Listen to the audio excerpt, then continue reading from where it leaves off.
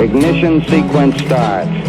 6, 5, 4, 3, 2, 1, 0. Liftoff. We have a liftoff.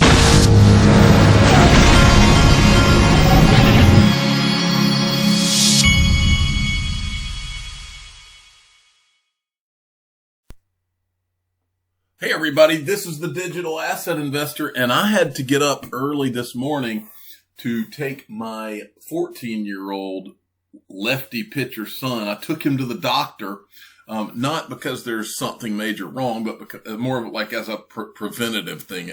Now that he's 14, he's a left-handed pitcher, and I wanted the doctor to make sure, because he had a little bit of, his arm was irritating him a little bit, like a muscle strain.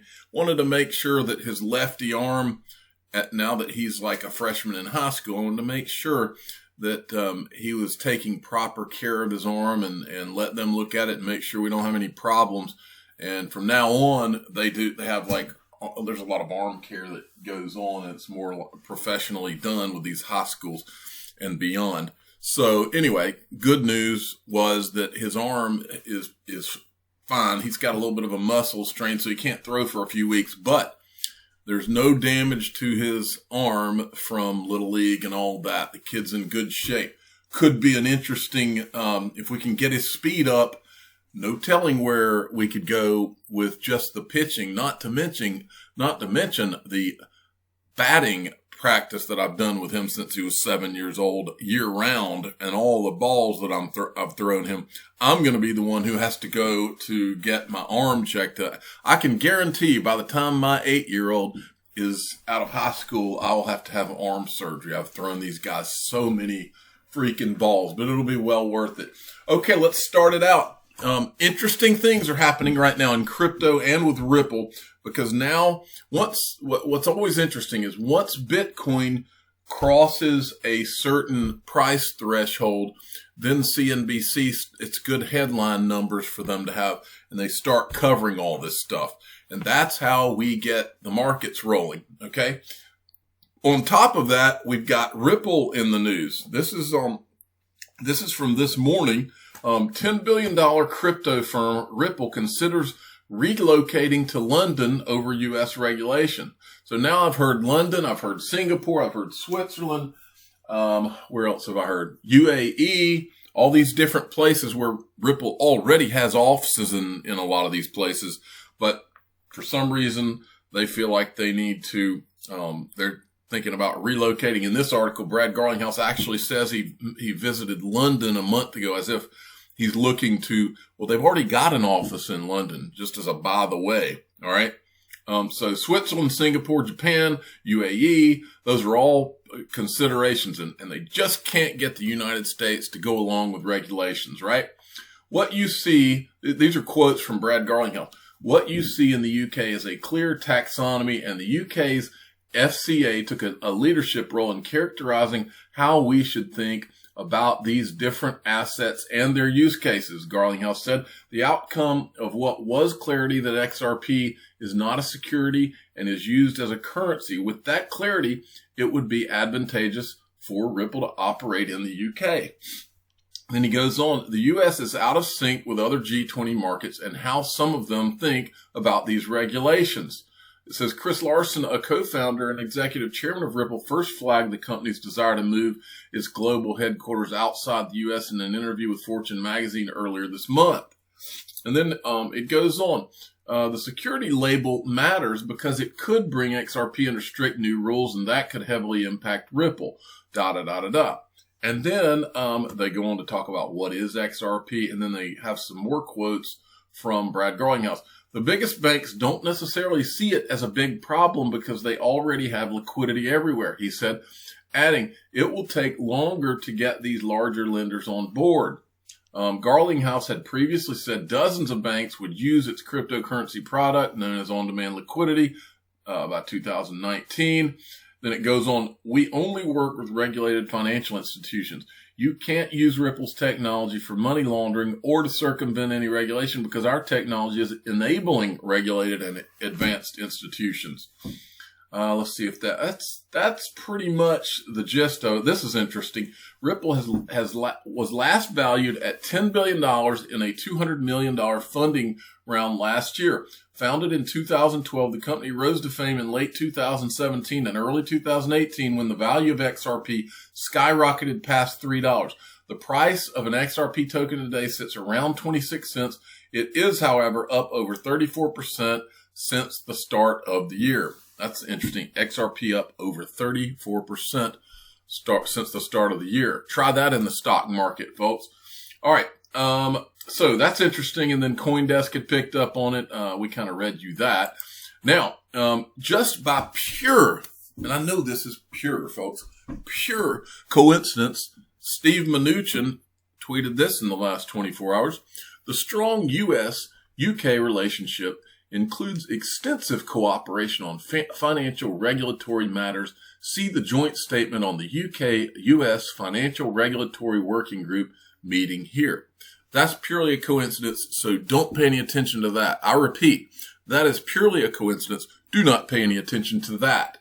Next, so now also you've got CNBC highlighting Bitcoin. Okay, Bitcoin hits its highest level since 2018, but two traders are split on whether. All right, I'm not going to go into this article. We see these kind of articles all the time. We'll get to something else they cover. I wanted to show you this because I thought it was cool. Swiss Phoenix 30123 sent me this. Microsoft partners with SpaceX to connect Azure cloud to Musk's Starlink satellite internet. Go figure. Just wanted to show you that headline. All right. This is big stuff right here. PayPal they're not just about to let you buy and sell Bitcoin and all these digital assets on their platform.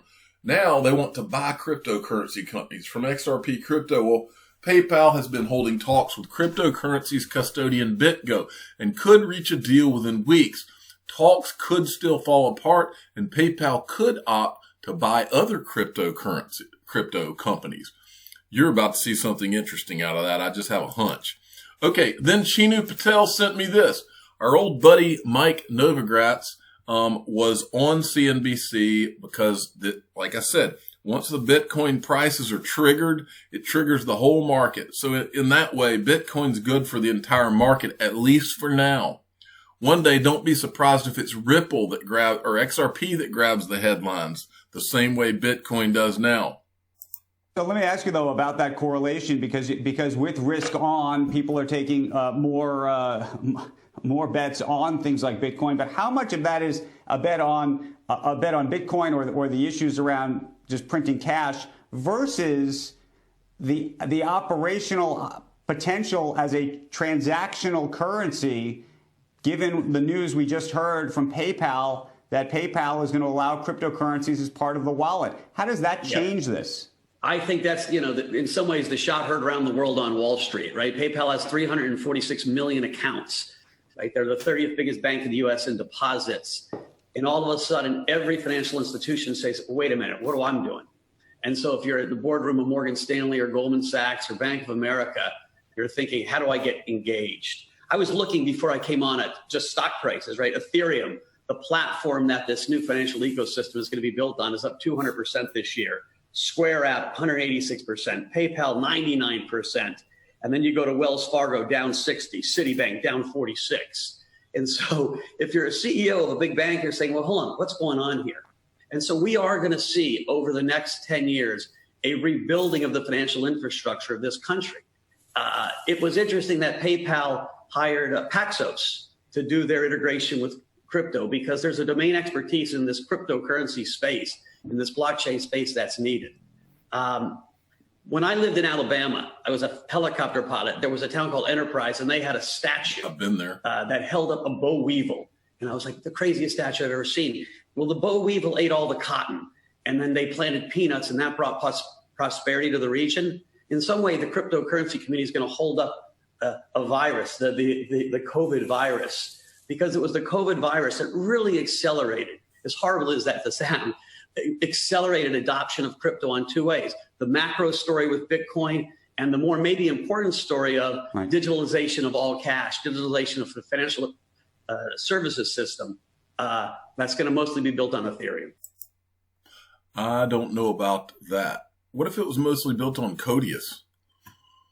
Okay, but I wanted to make sure you understood the main point. If you want to take one thing out of what he said, you think this is why PayPal is so important.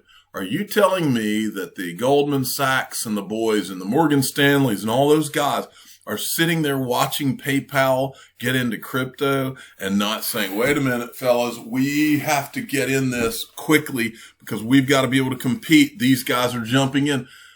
That's why it's so huge. All of the fine details of the PayPal, you can't send it on or you can't send it off. All of those things that are short-term details that are probably somehow tied to regulations, or it doesn't matter. The point is that they're getting in, even if they're sticking their toe in first. All of these other people are going to see it, and they are coming. I've been telling you for over 2 years, not some of the financial world is coming. All of the financial world is coming. And crypto, more specifically XRP, is about all of the money. That's what this is about. Okay? All right. I hope you got that. Now, XRP Crypto Wolf also sent me this. Ripple partner Bitso is processing close to 10% of the remittances from the U.S. to Mexico through Ripple's on-demand liquidity, which uses XRP. Bitso uses Ripple's ODL service so customers can move money between currencies quickly and cost-effectively. This is from that podcast that I still haven't gone and looked at. I read you that quote yesterday, but these guys that, 10%, I've always felt like this was kind of almost like a test of this on-demand liquidity. We will find out. Bond Crip sent me this. IMF CBDCs give more control but don't solve every problem. Then this part, I've never heard this spin. The IMF envisaged a series of stablecoins launched by big tech firms, which could peg to fiat currencies at launch, only to later switch to unbacked status once critical mass has been achieved. That sounds like someone who wants to go back to printing at will status again. I think I'll hold my XRP that there's going to be 100 billion or there's only going to be 100 billion of ever. All right, this is a great video that King Glenn, XRP28, put out. Watch this. Actually, the euro went down quite significantly with the global financial crisis by about 5 percentage points. So it's a very good question. Why? And I think you have to go back to 3 fundamental attributes of reserve currency. You need the reserve capacity, the fiscal capacity of their issuers to back a significant issuance of safe assets. You need liquid and deep financial markets. And you need a lender of last resort. Lender of last resort? That's what Miguel Valles said when he was talking about what he thought Ripple would become. I think it's important to realize that Europe, despite having gone a long way, and despite being 25 years into the experiment, it still has a long way to go. It's still work in progress. If you compare it to the United States, the process of unification, it's still in its infancy, and we're not sure exactly where it's going to go, actually. So if you look at the fiscal union in Europe, it's basically non-existent compared to the American fiscal union. The banking union is only starting to emerge. If you look at sovereign debt markets, they're very fragmented along national lines. And the lack of a European safe asset is sort of a manifestation of this lack of maturity to some extent. So do you think that would be a game changer? I think it could be, because that would be a bit, it would be a bit of a Hamilton moment for Europe. And it would be a way for Europe to have some mutualization, but also to create a much bigger asset, which could be more liquid, which could be deeper, and you could tap into sort of like scale economies, network economies, and make it an asset that could really compete maybe with treasuries for reserves. Okay. Quote the late MIT economist Rudiger Dornbusch, who said that in economics, things take longer to happen than you think they will, but they happen a lot faster than you thought they could. And so I think it's a good... We've heard something like that before, haven't we? I'm the digital asset investor. I'm not an investment advisor. This is for entertainment purposes only. Please subscribe and hit the like button and tell your friends and family that I have a 14-year-old lefty pitcher whose arm is just fine. Thank you for listening. Every day, billions of people around the world are mocked, Ridiculed, laughed at, and embarrassed by their friends, family, and even strangers. These people go through their days knowing there are secrets being kept from them. They hear the faint whispers behind closed doors. The information and knowledge is held very close and only shared with others who were fortunate enough to find out. Feeling lost, rejected, and ostracized, these people give up, never finding out what digital assets the digital asset investor holds. But there is hope. Join the free Digital Asset Investor email newsletter and find out what digital assets he owns each month, including investments he's considering. Click the link in the description of this video or go to digitalassetinvestornewsletter.com. Put an end to your days of gloom and depression. Join the greatest free digital asset email newsletter ever created.